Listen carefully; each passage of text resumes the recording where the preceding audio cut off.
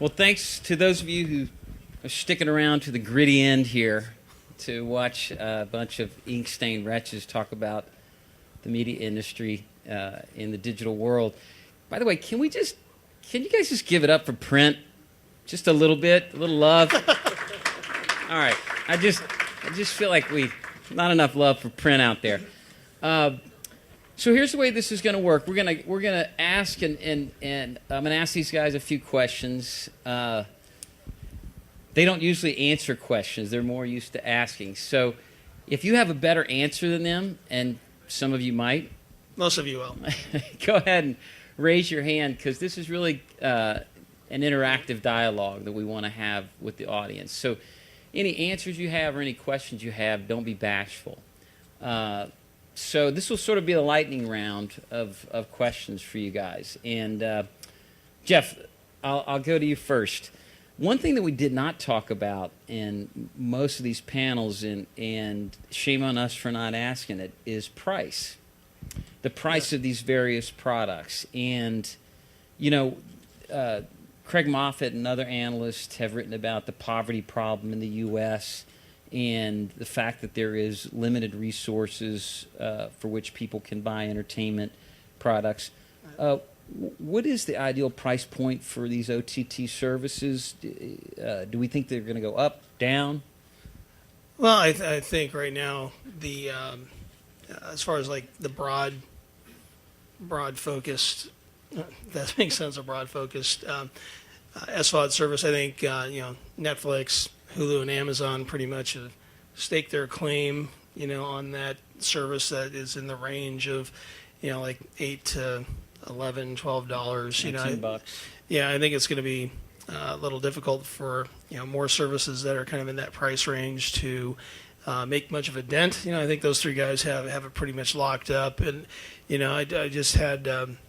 We talked earlier about a study. It was GFK again, and they talked about a survey that kind of said the ceiling for consumers is kind of in that $10 to $11 range. But I think what it means is there's still going to be some room for maybe some of these more niche oriented SVOD services that cost in that $3 to $5 range.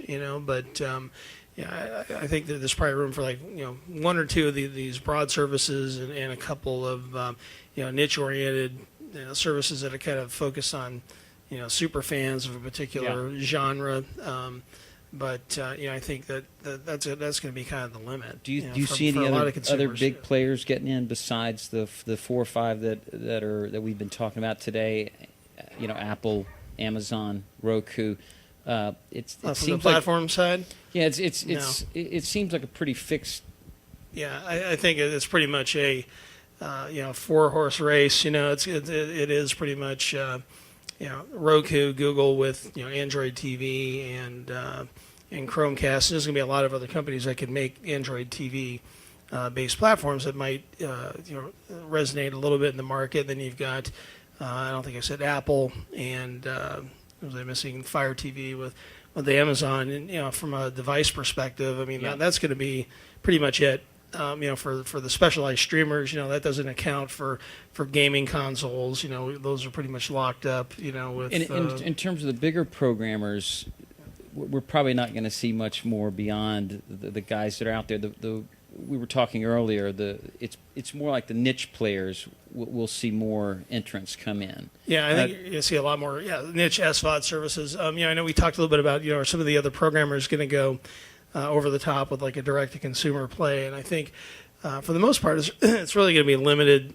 From a total replicated version of the service that's over the top. Direct is going to be the premium guys, HBO, Showtime, Starz already out there. We'll have to see what Epix does. But as far as like the basic programmers, I don't see like AMC, doing its own over-the-top service that replicates like a live stream of AMC and some on-demand. I mean, we've seen them kind of veer off and do, some niche-oriented things. What was it? They do Shudder. Turner Classic Movies is going to launch Filmstruck. A different kind of service. AMC is launching Shudder, which is I think it's out there. Yep. Yep. And so these will be narrower niche SVOD services. Right. Yeah. That kind of focuses on a particular, segment or kind of a sub-segment of their viewership. They work as long as they keep the price low. I mean, look at what Cinedigm does. They're all indie channels. They do a Dove channel. They do one that's geared completely towards the Comic-Con crowd, and they keep the price low. They know exactly who their audience is, and they're happy with it. Smithsonian Earth, all 4K content, all original. You can't even get it on the Smithsonian channel. You have to get it on their thing, and it's $5. And if you're really into nature programming, if you're really into 4K, HDR enabled sunsets, then there's your home. And guys, it's most likely that we will not see traditional cable networks going direct to the consumer over the top. They just don't want to risk the revenue and the business model they've got with cable operators and telcos and satellite guys. Right? Yeah, I mean, I'd never say never, but I'd be very surprised, to see that.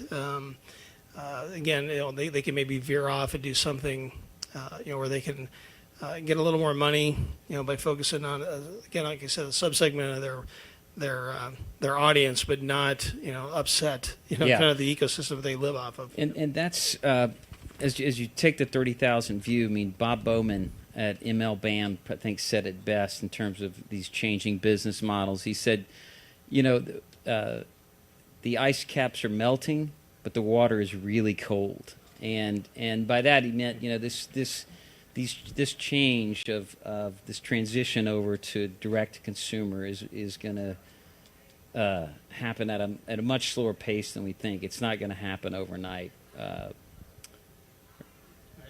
One thing I kind of think of, we talked a little bit about price. There's also the the time issue as well. It's like how much time does everybody have to watch all the services that they're actually paying for? So that's like another limit, kind of another ceiling. It's going to be put on the amount of additional sources of content that is going to be able to be tolerated or handled by the consumers. Chris, we talked about millennials earlier, and one of the gentlemen in your panel referred to the millennials as ADD on crack. It's true. What is there anything to be learned from this segment of the population, and being that they are bigger consumers of these products? Well, they may be the biggest audience. I wouldn't necessarily calling them biggest consumers is a stretch because they don't like to pay. It's just a fact of life, and they're not going to pay, not when they can get it for free. So that's where you start looking at ad supported. That's when you start looking at ways around that. Asking millennials to pay is hard because they expect things for free. They've grown up with things for free, and they're not going to change. So I feel bad for content owners and distributors because they have a tough slog ahead of them. Because of this notion that millennials aren't big into paying a lot of money. Not at all. Not paying at all. No. Content's there. It's there to be shared and consumed, and they'll do it for as cheaply as possible. Chris, another thing I picked up on your panel in one of your discussions, you were talking about the difference between the OTT players and traditional linear programmers in terms of branding. And you said that it seemed to you they have a different perspective on brands. Tell us a little bit about that. Well, the heads of programming for FX are up here, and brand is hugely important to FX. I mean, look at their marketing, look at their commercials. Everything about them is pushes the brand forward. You look at OTT services, branding, they don't care. They're about the technology and they're about the content. What their logo looks like is far down on the list. It's just interesting to see the difference between linear and over the top. It's night and day when it comes to their self-image. Yeah, and you can understand why they think the brand is so important too, because there's some content that they offer initially, but then it goes into other like digital windows that are I think Matthew with Sci-Fi was talking about when the show is no longer attached to like sci-fi, for example. And I think that just amplifies the point, like how important that brand is, for the programming that they do have. Yeah, I mean, I couldn't get over how obsessed these guys are, Hulu and Roku, with the navigation, just navigation, and especially the folks from Hulu down to the second, concerned that if my God, if he doesn't press that button within 90 seconds, we're doomed, and just the near obsession these guys have with how the customer navigates through this, which, by the way, the cable operators could give a damn about, I feel like, up until the last few years. Comcast came in with Xfinity, but prior to that, we were scrolling down a rolling log of shows, basically. But navigation over brand seems to win the day, right? Well, for me, I don't know, from just an ease perspective, I mean, I'm a big fan of voice navigation.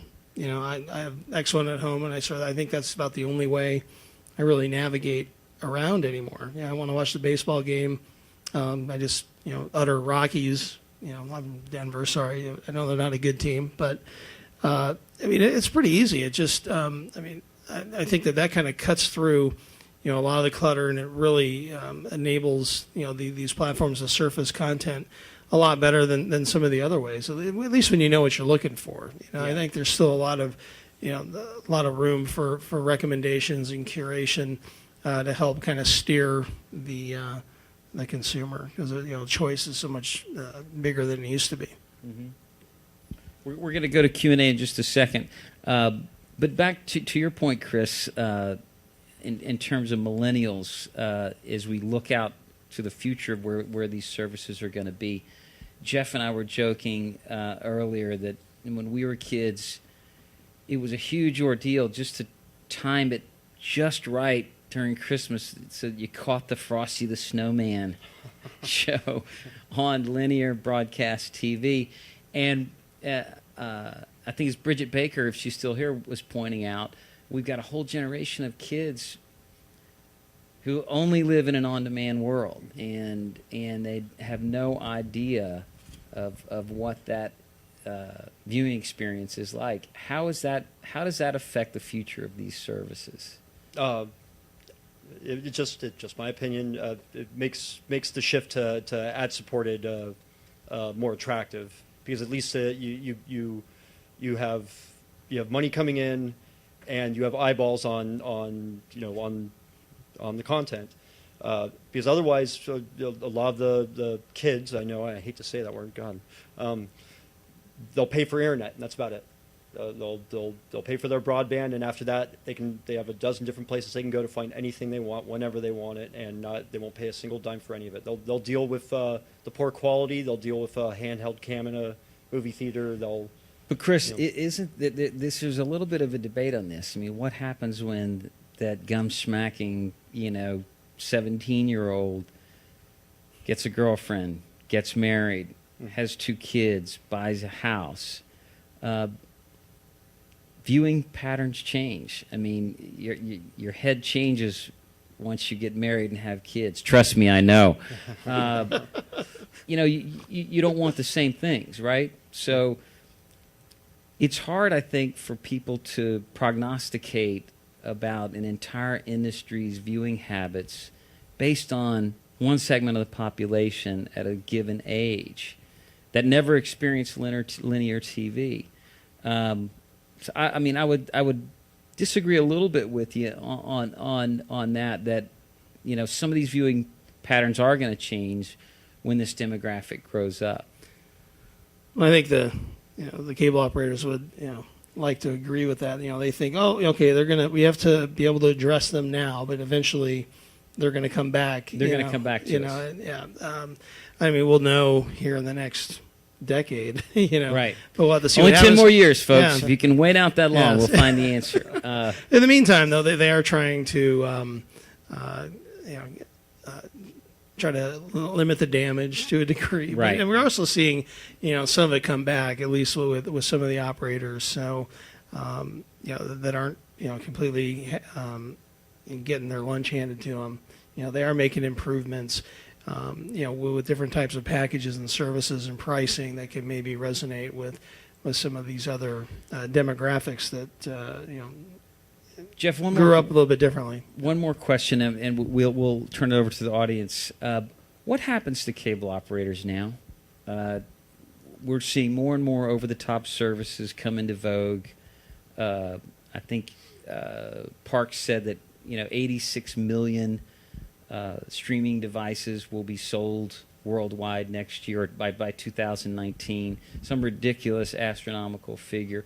What happens to the cable operators' linear video business, their original core business? What happens to that when we see more and more people migrate to over-the-top services? Well, I think there's going to be a natural shrinkage of the number of linear channels that are going to be available on the multi-channel service, because a lot more of this is going on demand, and I think it's just going to continue to evolve and become smaller. But at the same time, I think the cable operators are going to continue to embrace a lot of these other streaming platforms as well, because they have to be in the mix there. But I think on the other side, though, they have a broadband service, and they're making a lot of money. Huge on margins on the broadband service. Big margins. Usage-based pricing for some of them. Yeah. But now that's where the government comes in, right? I mean, they've got to be careful with usage-based pricing. I mean, the next step would be, okay, our video business is shrinking. Let's jack up the price. I'm being a little bit facetious here, but not much. Let's gouge them on that. Yeah. Let's get them with the broadband service. Let's raise the price on broad. If everybody's going to be using an OTT service at home, then we're going to raise the usage pricing. Well, I think for a lot of the operators, as long as the rules allow for it, and they can do it without doing much damage, to their broadband service. A lot of them are going to go in that direction. We're already seeing it now. One of the operators that can't do that is Charter, because of a condition of the Time Warner Cable Bright House deal prevents them from doing usage-based pricing for a number of years. So we'll have to see what Charter does, though, to kind of compensate for that. Are they going to build tiers that are their entry level is already 60 megabits per second, which is pretty high among its peers. So I think it'll be interesting to see how Charter kind of deals with that. They're kind of being hamstrung in a way that but to get the deal done, they've been very upfront with trying to be over the top friendly, and kind of doing the exact opposite of what Comcast was doing when it was trying to pursue Time Warner Cable. Right. Because they were upsetting Netflix, and it was just a mess. Questions from the audience as you're licking your lips for that next cocktail. Yes, sir, out there.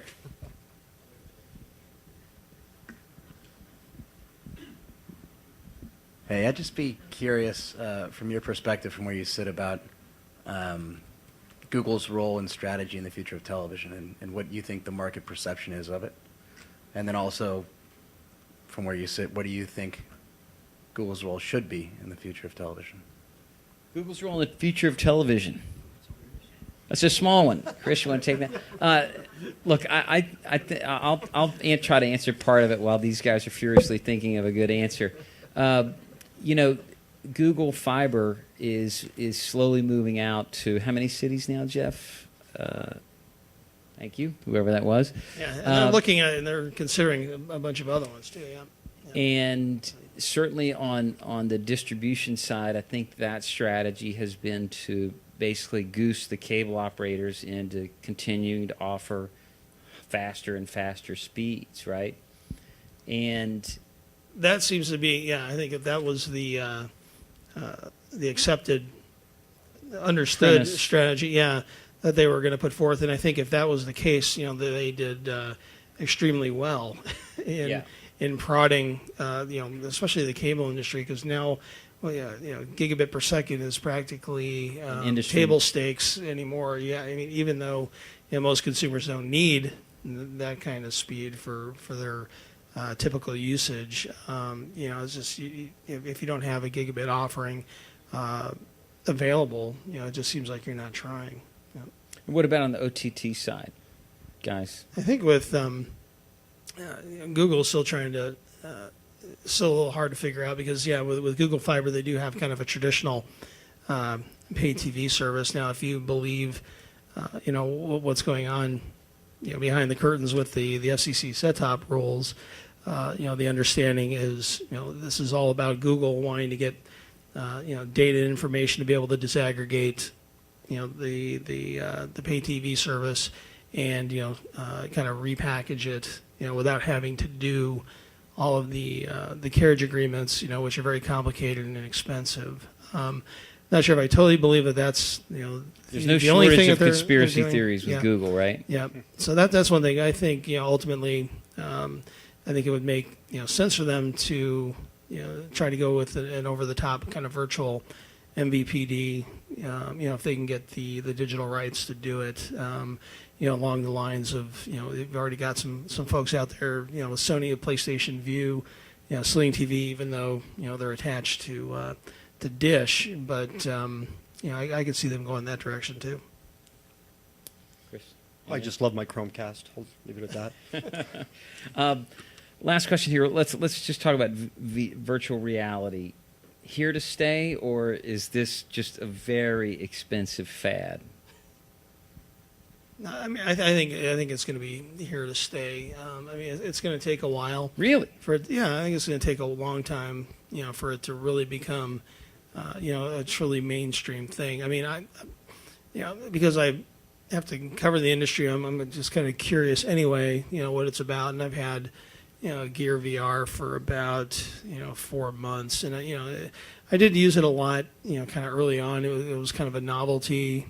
It was fun to try it out. But I'm not a big gamer either, and I think that's where a lot of the activity and action is going to be, versus video and TV experiences.